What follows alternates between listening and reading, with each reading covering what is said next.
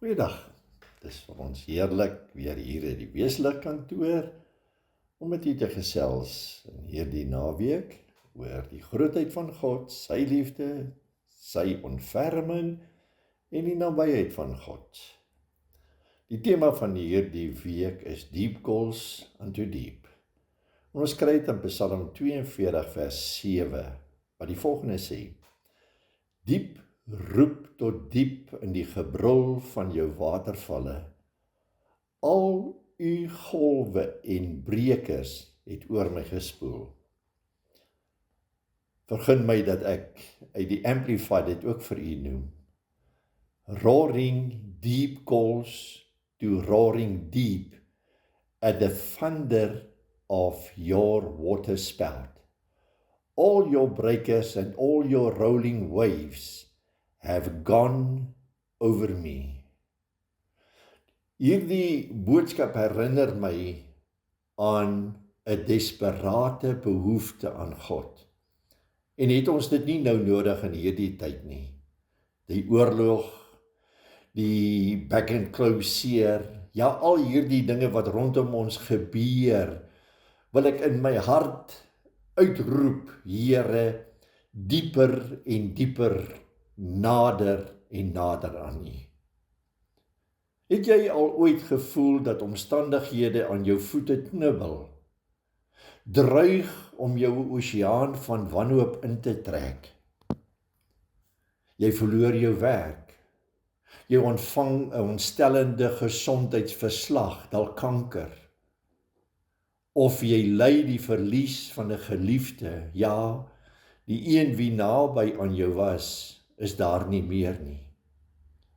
Maak nie saak hoe hard jy probeer om jou pad na die oppervlak van hoop te skop nie. Die oorstroom van vrees laat jou spartel terwyl jy probeer om jou kop bo water te hou. In oomblikke wanneer al ons fisiese krag uitgeput is, wil ek u bemoedig in hierdie dag, is daar 'n plek binne elke gelowige waar diep na diep roep. Wat beteken hierdie deep calls to deep?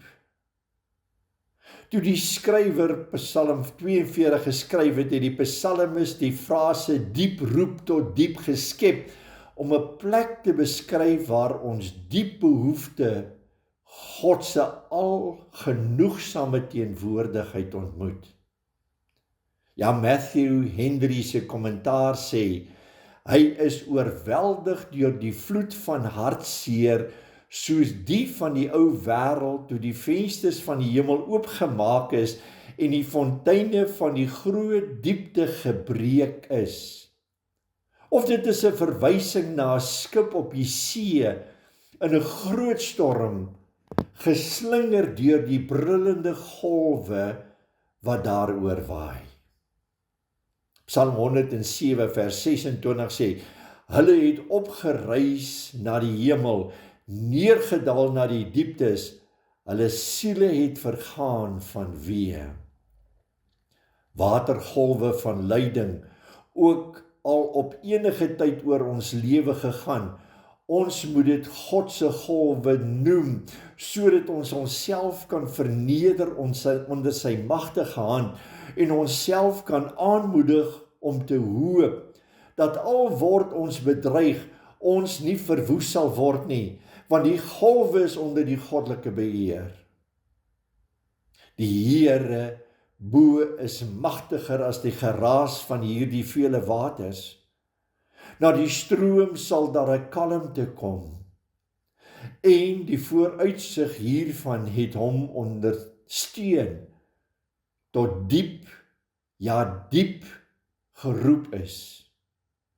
Daar is lankal gesê, daar is 'n godvormige gat binne in elke mens. En dis die waarheid.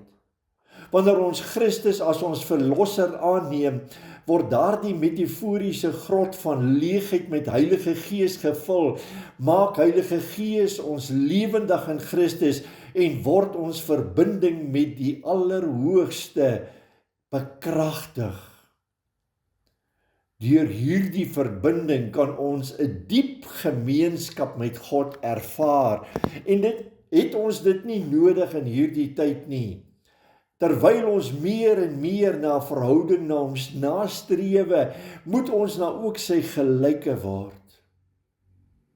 Ja, die woordjie wat by my opkom is presence. Kom in sy teenwoordigheid. Hoe gaan ek in sy teenwoordigheid? Psalm 103 vers 3, 4 en 5, Psalm 100 vers 3, 4 en 5 sê, erken dat die Here God is. Hy het ons gemaak en ons is syne, sy volk en die skape van sy weide. Dan vers 4, gaan sy poorte in met lof, sy voorhowe met lofsange, loof hom, prys sy naam, want die Here is goed, sy goedertierenheid is tot in ewigheid en sy trou van geslag tot geslag. And how to have a deeper relationship with God, verduidelik Winnie Hopler hoe die psalmis kan help in daardie strewe. Wanneer jy jou verhouding met God verdiep, moet jy verder beweeg as net om van hom te weet en 'n persoonlike ontmoeting met hom begin soek. Die Bybelse psalms kan jou daarmee help, het sy gesê. Die psalms is vol eerlike uitdrukkings van wat dit beteken om met God te skakel. Hulle beskryf geloof in aksie wanneer hulle die spanning tussen hierdie gevalle wêreldse realiteite en die hoop van God bied en ons daarna moet kyk. Kom ons staan so 'n bietjie stil in Psalm 42 en ek gaan die hele periskoop so hier en daar aanraak. In Psalm 42 kry ons 'n poëtiese beskrywing van 'n man wat ondraaglike omstandighede ervaar. Sy wêreld is so intense chaos gedompel dat sy vyande hom voortdurend tart en vra, waar is jou God? Is dit nie die uitroep van die wêreld na die kinders van die Here in hierdie stadium, dat ons as gelowiges moet opstaan om te sê, ek ken hom, ek weet nie net van hom nie, maar ek ken hom, hy is my God. In hierdie psalm roep hy desperaat uit na God, dat God homself sal openbaar en sy siel se dors te les. Vers 2, soos 'n hert wat smag na waterstrome, so smag my siel na u, o God. Mag elkeen van ons hierdie uitroep hê. Here, ons smag na u, my God. Vers 3, my siel dors na God, na die lewende God. Wanneer sal ek ingaan en voor sy aangesig verskyn? Maar ten spyt van sy depressie en wanhoop wat hom omvou, weet die man waar hoop gevind word. Al betreur hy die skynbare afwesigheid van God se teenwoordigheid, twyfel hy nooit aan God se getrouheid nie. Hoekom nie? Hoe is hierdie man so seker dat God hom nie sal verlaat nie? Is die man dan gee hy vir ons 'n wanvoorstelling? Werk hy uit 'n blinde geloof of gryp hy net na strooihalms? Nee, sy hoop lê in die diepte van God se grootheid.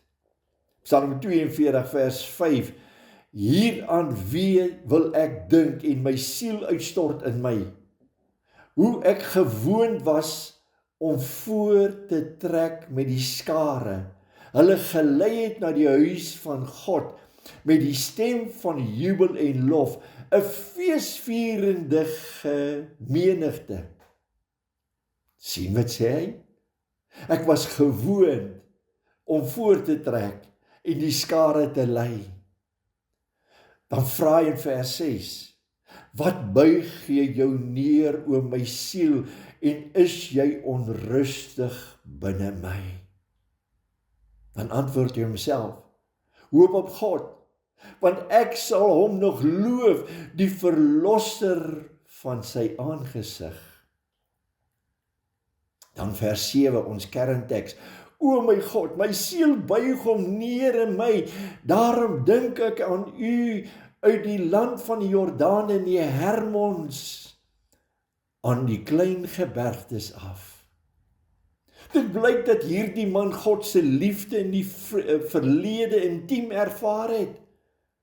Hy ken persoonlik die rykdom van God se genade en God se goedheid in aksie. Ja, hy het dit gesien. Hy het God se weë geleer en God se waarhede in sy hart vasgemaak. 'n soet, lewendgewende gemeenskap wat hy met God gedeel het 'n put van lewende hoop diep in die man gevul. Daarom kan hy vir sy siel sê, waarom is jy onrustig in my? Hoop my siel, hoop op God. Hy is die volleinder van my aangesig, hy is my God. Op 'n stadium tydens die man se verhoor verdwyn sy gevoel van God se teenwoordigheid. Hy verlang weer na daardie verbinding. Maar in plaas daarvan om bitter en kwaad te wees vir God, omdat hy nie tot sy redding gekom het nie, soek hy God met sy hele hart. Soos 'n hert wat smag na waterstrome. Waar kyk hy? Hy keer terug na die plek van ontmoeting. U en ek, as ons so bietjie verkoud is, as u en ek voel ons is so bietjie ver van die Here af, gaan terug na daardie plek, daardie oomblik wat jy hom ontmoet het. En daar sal jy onthou. Hy onthou die vreugde van God se teenwoordigheid, daardie sekuriteit van God se beskerming, getrouheid en sy voorsiening van die Allerhoogste God. Diep binne in daardie plek, die plek waar geloof en waarheid ontmoet, is hierdie man eerlik met homself. As sy angs dan daar is, verruil hy sy angs met die vreugde van die Here. Ja, daar was konflik, maar diep roep tot diep, die gebrul van die watervalle, al die golwe en breekers het oor my gespoel. Binne die gebrul van die watervlakke klink God se mag duidelik en so die geweldige golwe en breekers van moeilikheid steeds oor die man spoel, versterk die Here hom en versadig hy sy dorstige siel. God verwyder nie die storm van die lyding nie, hoor mooi. Hy wys hom magtig te midde daarvan. Psalm 93 vers 4 sê, meer as die gebruis van groot geweldige waters, van die golwe van die see, is die Here geweldig in die hoogste. U getuienis is baie betroubaar, heiligheid pas by u huis, o Here, tot in lengte van dae. Hoe kan ons dors na God les? Net soos jou fisiese liggaam 'n konstante toevoer het van water nodig het om behoorlik te funksioneer, hang ons geestelike welstand ook af van die vryvloeiende verbinding met God. Ja, die Samaritaanse vrou in Johannes 4 het gaan water skep by die put en daar ontmoet sy die watergewer, Jesus Christus. Want vers 13 van Johannes 4 sê, Jesus antwoord hom sê, elkeen wat van hierdie water drink sal weer dors kry, maar elkeen wat drink van die water wat ek hom sal gee, sal in ewigheid nooit weer dors kry nie. Maar die water wat ek hom sal gee, sal in hom 'n fontein van water laat opspring tot die ewige lewe. En toe antwoord hierdie vrou, Here, gee my daardie water, sodat ek nie dors kry en hier hoef te skep nie. Dit is hoekom ons inherende behoefte aan God gelykgestel kan word aan dors. Jesus het vir die vrou by die put gesê, wie ook al hierdie water het of drink, nooit weer dors sal wees nie. Tog sal die man uit Psalm 42 vind, ons onsself dikwels dors en meer van hom.